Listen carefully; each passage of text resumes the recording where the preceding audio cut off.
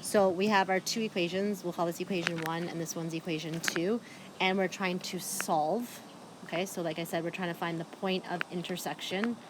So we're trying to find the x and y values. So we're trying to find out what x is equal to and what y is equal to. But it will be the same answer for both of the equations, because if we graph it, however it's graphed, you'll see that that point will lie on both of the lines. So if I plug in the value of x for the first equation, if I plug in the value of x for the second equation, it will balance the sides, right?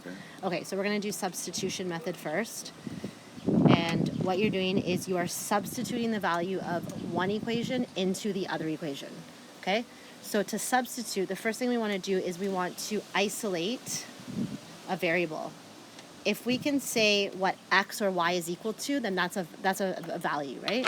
Okay, so we can pick an equation, either 1 or 2, and what you're trying to do is you're trying to isolate a variable.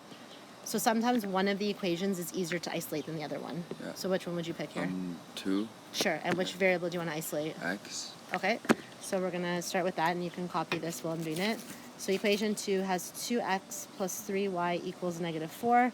And what we're trying to do is we're trying to get it to say x equals something, right? We're not getting rid of the y. It's still gonna have a y in it, but we're isolating the x and we're putting everything else on the right side. Yeah. So the first step would be to get rid of what? 3y. Good. So how do you get rid of a 3y? Subtract 3y Excellent. on both sides. Excellent. So 2x is equal to -4 minus 3y? Yep, or -3y minus 4. Yeah. However, it doesn't matter what order you write it in. And then to isolate x, what's the last step? Divide by 2. Excellent. Okay, so that isolates x, and we're left with x equals -3 over 2y. Minus 2. Excellent.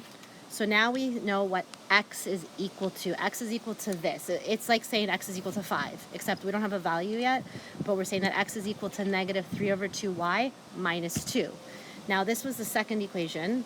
So what I'm going to do is I'm going to take this information, and where I see x in the first equation, I'm going to replace it with that. You're substituting that into the equation, okay? If I go back to the original question, I'm going to just pick this one, the 2x plus 3y, 2x plus 3y equals -4, and we said that y was equal to 10.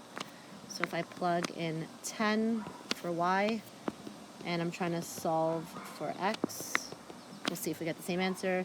So 2x plus 30 equals -4, 2x equals -4 minus 30, 2x equals -34. What did you get?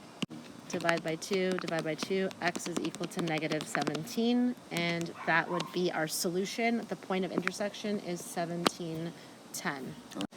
-17, yes, okay. Thank you. -17, 10. Okay, so what we're doing now is we're taking this and we're replacing it where we have, now just be careful with the negative sign. You're replacing it just for the x, right? Yeah.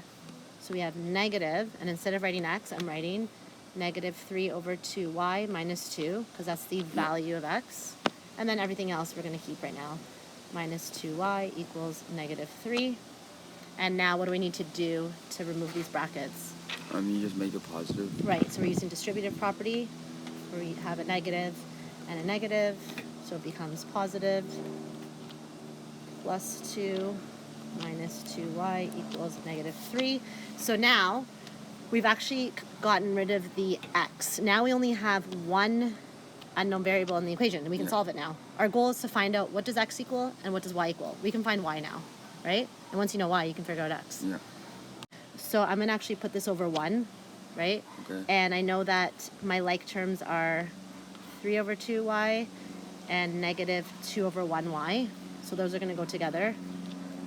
Minus 2 over 1y. And I have -3 on the right side. What do I do with this plus 2? You subtract 2. Good. I'm going to subtract 2.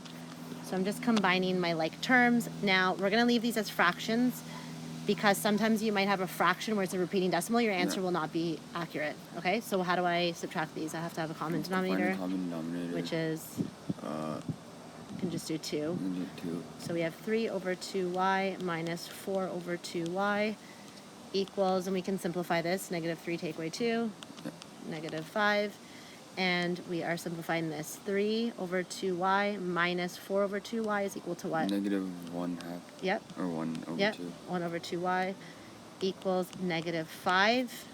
Now, how do I get rid of this fraction? Multiply by negative 2. Excellent. Very good. Multiply both sides by negative 2. Very good. It's equal to 10. Yeah, excellent. What's equal to 10? Y is equal to 10. Right, because we have a 1 in front. So if we say 1y or just y, it's the same thing. Y is equal to 10. Easy. So now we have part of our point of intersection. We know that the point of intersection is located at something 10. Yeah. Well, let's find the x value. So now to find the x value, does it matter which equation you plug this y value into? No. No. So you can actually use the equations you rearranged. You can use one of the original equations. Yeah. Any equation. So